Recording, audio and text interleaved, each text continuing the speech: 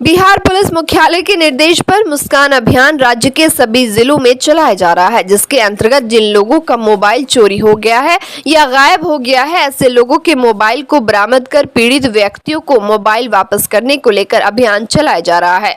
जिसके तहत वरीय पुलिस अधीक्षक आनंद कुमार के निर्देश पर पहले जहां 100 मोबाइल बरामद कर पीड़ितों को दिए गए थे, वहीं आज फिर लगभग 6 लाख रुपए मूल्य के 32 मोबाइल बरामद किए गए हैं, जिन्हें उनके मालिकों को मोबाइल दिया गया। वही मोबाइल पाने वाले लोगों के चेहरे पर खुशी की मुस्कान देखी गई है।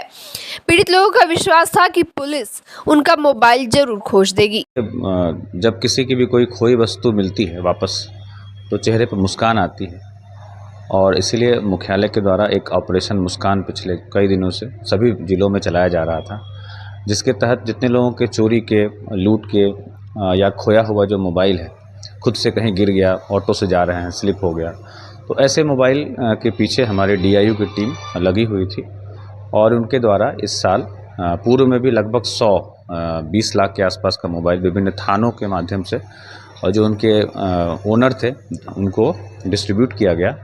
और आज पुनः 32 मोबाइल हैं, लगभग 6 लाख इसकी कीमत है। तो उसमें से अभी 6 इसके जो ओनर हैं वो लोग आए हैं, उनको हम लोगों ने उसको सौंपा है, और बाकी भी जो 26 मोबाइल के जो ओनर हैं उनको भी इत्तला कर दिया गया है।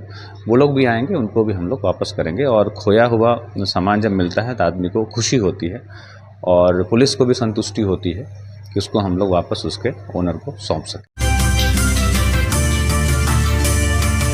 भागलपुर जवाहरलाल नेहरू मेडिकल कॉलेज के BSc नर्सिंग की छात्र छात्राएं हॉस्टल में मूलभूत सुविधाओं के अभाव के कारण हो रहे परेशानियों को लेकर लगातार दूसरे दिन अनिश्चितकालीन हड़ताल पर हैं। इस दौरान नर्सिंग के छात्र छात्राओं ने कॉलेज परिसर में जमकर बवाल काटते हुए नर्सिंग कॉलेज की प्रिंसिपल अनुराधा पांडे और जवाहरलाल नेहरू मेडिकल कॉलेज के प्रिंसिपल उमा शंकर प्रसाद को बंधक बनाकर घंटों बवाल काटा। आक्रोशित छात्र छात्राओं का साफ कहना था कि पिछले 2 वर्षों से पानी सहित कई मूलभूत सुविधाएं छात्रों को नहीं मिल रही है, जिसके कारण वह लोग काफी परेशान हैं। कॉलेज प्रशासन उनकी मांगों पर कोई ध्यान नहीं दे रहा है, जिसके कारण सभी 2 दिनों से हड़ताल पर है। प्रदर्शनकारियों ने कहा कि अगर उनकी मांगें जल्द पूरी नहीं की गई तो वे सभी अनिश्चितकालीन हड़ताल पर रहेंगे, जिससे मेडिकल कॉलेज अस्पताल के नर्सिंग व्यवस्था पर भी काफी असर पड़ेगा। वहीं प्रदर्शन स्थल पहुंचे अधिकारियों ने जल्द से जल्द मूलभूत सुविधाएं प्रदान किए जाने की बात कही है। प्रदर्शन के दौरान उस समय अफरा तफरी का माहौल बन गया जब प्रिंसिपल के साथ आए एक non teaching staff Sanjeev Kumar के द्वारा एक छात्र के साथ हाथापाई कर दी गई। उसके बाद आक्रोशित छात्र छात्राओं ने नॉन टीचिंग स्टाफ को धक्का मारते हुए प्रदर्शन स्थल से बाहर कर दिया। आश्वासन मिलेगा ना भाई। सर छात्राएं लगातार प्रदर्शन कर रहे हैं, कब तक इनकी मांग? ये जितनी बातें इनको समझानी थी हमने समझा दिया, और जो समस्याएं कुछ स्थानीय स्तर पर था उसको हमने कहा कि उसके 2 महीना में सॉल्व कर दिया जाएगा। अब कुछ समस्या है जो सरकारी स्तर पर सॉल्व होना है, उसके लिए हम टाइम लाइन नहीं दे सकते हैं और उसके लिए प्रयास कर सकते हैं। यही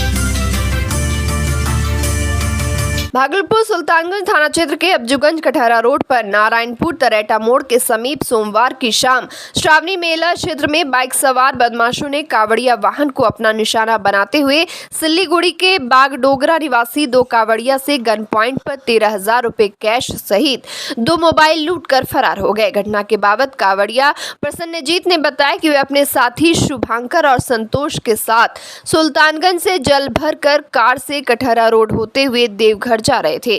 तभी नारायणपुर रोड की ओर से एक ही बाइक पर सवार होकर आए 3 बदमाशों ने कार के आगे बाइक रोक दी। जब कार रोक उन्होंने उतरना चाहा, तभी उसमें से 2 बदमाशों ने हथियार सटा दिया और लूटपाट करने लगे। इधर घटना की सूचना मिलते ही सुल्तानगंज थाना पुलिस दलबल के साथ मौके पर पहुंचे और कावड़िया से घटना की जानकारी ली। फिलहाल पुलिस घटना की छानबीन में जुट गई है। गाड़ी से आ रहे थे, सुल्तानगंज से जल चढ़ लेकर देवघर की तरफ जा रहे थे।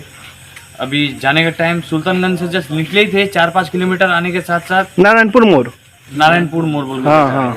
वो मोड़ से थोड़ा सा आगे वहाँ पे 3 बंदा बाइक लेके आया। अचानक पूरा गाड़ी का डिसबैलेंस करके आया, अचानक हमारे गाड़ी के सामने रुक गया। रुक के हथियार निकल के दोनों का माथा में सटा दिया। सटा के पूछ रहे जितना पैसा है जो भी है निकालो फटाफट। पूछने का संभालने का चांस भी नहीं दिया। छीना झपटी करके जितना भी हाथ का आसपास था सब कुछ ले लिया।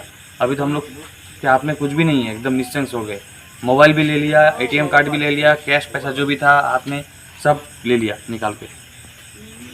तो भागते भगाते हम लोग यहाँ से गाड़ी भगा के फिर भी वहाँ दौड़ा रहा था हम लोगों को, और भी कुछ लेना था। 3 जन मिलके। और आप लोग हैं कहाँ से? हम लोग सिलीगुड़ी से, वेस्ट बंगाल, दार्जिलिंग डिस्ट्रिक्ट।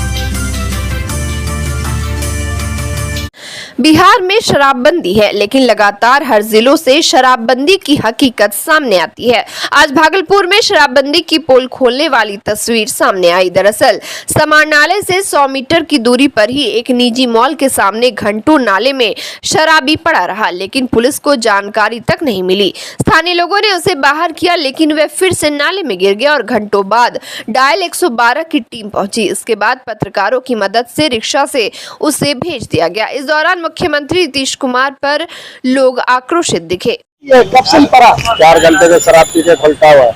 शराब पी के पड़ा हुआ? आप लोग निकाले थे? हम लोग निकाला, नाले पे पड़ा हुआ था 4 घंटे से। तो क्या लगता है दारू पिया हुआ? दारू पिया हुआ तो तभी तो गिरा हुआ पड़ा हुआ है। होश में है? होश में कुछ नहीं, 4 घंटे से ऐसे पड़ा हुआ। जब आप निकाले कुछ बताया? कुछ नहीं बताया। शराब का मिलता बिहार में? सब मिलता है, सभी ने पिया हुआ है। नहीं मिलना तो पी रहा कहाँ से? कितने देर से पड़ा? 4 घंटे से पड़ा हुआ है।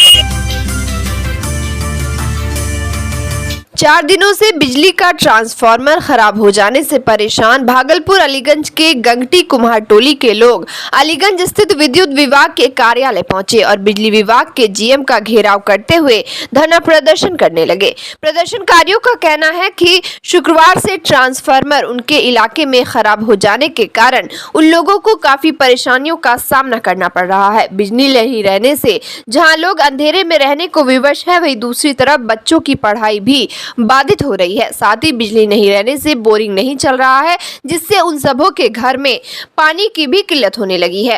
प्रदर्शनकारियों ने बताया कि पिछले 4 दिनों से वह लोग बिजली विभाग का चक्कर काट रहे हैं, लेकिन जब समस्या का हल नहीं निकला तो वह सभी धरना पर बैठे हैं। ग्रामीणों ने बताया कि धरना देने वाले उन लोगों को बिजली विभाग के अधिकारियों द्वारा मुकदमे में फंसा देने की धमकी भी दी जा रही है। वही इस पूरे ट्रांसफार्मर है वो ओवरलोडेड, हमको 100 kV कर दिया जाए, ठीक है वो 100 kV हो जाएगा। तो जो है उनका सारा प्रोसेस कर दिए थे और आज सुबह गाड़ी वहाँ पे 11 बजे पहुँचने का टाइम दिया गया था। गाड़ी 11 बजे पहुँचेगा, ट्रांसफार्मर उतार लिया जाएगा और नेटवर्क लग जाएगा 100 kV का।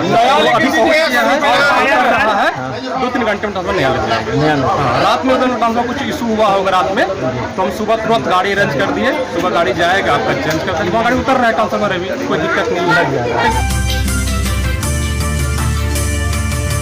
बांका के पुंसिया इंग्लिश मोड़ मुख्य मार्ग पर मादाचक गांव के समीप ट्रक अनियंत्रित होकर सड़क किनारे गड्ढे में जा फंसा, जिससे सड़क पर आवागमन घंटों बाधित रहा। इसको लेकर ट्रक चालक नवीन कुमार ने बताया कि वे ट्रक में फॉर्चून तेल लोडकर बंगाल से बेगूसराय जा रहे थे। सड़क में जगह जगह गड्ढे हो जाने के कारण ट्रक साइड से निकाल रहा था।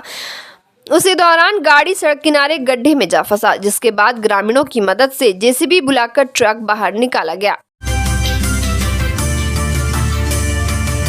बांका अमरपुर रेफरल अस्पताल में 29वें दिन भी 9 सूत्री मांगों को लेकर आशा कार्यकर्ताओं के द्वारा हड़ताल जारी रहा। आशा कार्यकर्ताओं के द्वारा की जा रही हड़ताल से स्वास्थ्य व्यवस्था पूरी तरह चरमरा गई है। वहीं मंगलवार को आशा कार्यकर्ताओं ने थाली बजाकर एवं सरकार के खिलाफ नारेबाजी कर प्रदर्शन किया। आशा कार्यकर्ताओं की आक्रोश के सामने अस्पताल के चिकित्सा प्रभारी, स्वास्थ्य प्रबंधक, अस्पताल प्रबंधक समेत कई स्वास्थ्यकर्मी बेबस और लाचार नजर आ रहे थे। हड़ताल के कारण स्वास्थ्य सेवा पर भी असर पड़ रहा है। मौके पर आशा कार्यकर्ताओं ने कहा कि अगर जल्द ही बिहार सरकार उनकी मांगों पर विचार नहीं करेगी तो वह लोग आंदोलन जारी रखेंगे। अमरपुर शाकुन मुख्य पथ पर चपरी मोड़ के समीप स्थित एक मकान में शाकुन की ओर से आ रही बालू लदी ट्रक ने अनियंत्रित होकर टक्कर मार दिया। हालांकि घटना में गृहस्वामी बाल बच गए, लेकिन मकान पूरी तरह से क्षतिग्रस्त हो गया।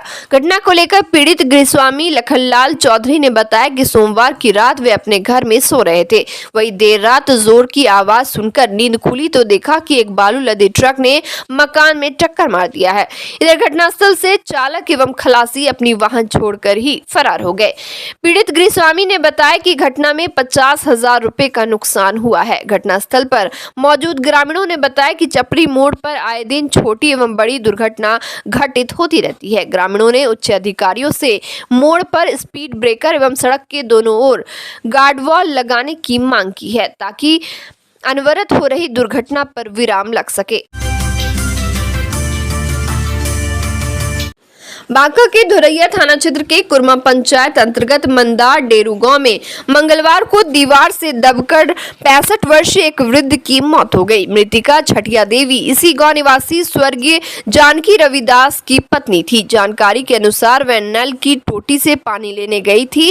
पानी लेकर जब वह घर वापस लौट रही थी, इसी दौरान प्रकाश रविदास के घर का दीवार उसके ऊपर गिर गया, जिससे वृद्धा मलबे में दब गई। वही लोगों के द्वारा हो हल्ला किए जाने पर बहुत से लोग जुट गए और वृद्धा को मलबे से बाहर निकाला गया, लेकिन तब तक उसकी मौत हो चुकी थी। वही जानकारी मिलने पर सीओ भाई वीरेंद्र द्वारा जांच के लिए राजस्व कर्मचारी को घटनास्थल पर भेजा गया। सीओ ने बताया कि राजस्व कर्मचारी द्वारा जांच रिपोर्ट सुपुर्द किया गया है। नियमानुसार आगे की कार्रवाई की जाएगी।